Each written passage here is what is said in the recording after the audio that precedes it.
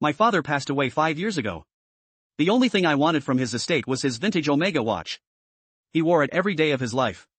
My wife sold it on eBay for $800 to pay for a girl's trip to Cancun. My father died of a heart attack when I was 32.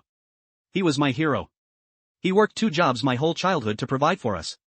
He never complained. The only luxury he ever allowed himself was that Omega watch. He bought it secondhand in the 70s and wore it every single day. After his funeral, my mother let me take the watch. I kept it in a display case on my nightstand. I didn't wear it often because I was afraid of losing it. But I looked at it every morning. It reminded me of his hands. Of the way he checked the time before dinner. Of everything. My wife Sarah knew what the watch meant to me. She knew its history. She knew my father's story.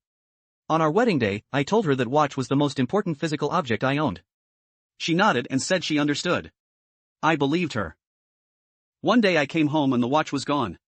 The display case was empty. I searched the entire apartment. I asked Sarah if she had moved it.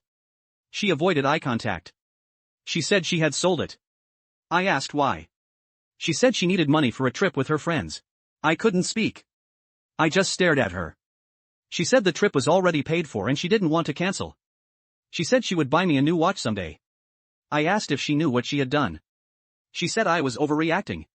It was just a watch. I told her to leave. She went to Cancun with her friends. I spent that week calling pawn shops and eBay sellers trying to find my father's watch. I found the listing. It had sold for $800 to a buyer in Florida. I messaged the buyer offering to buy it back for double.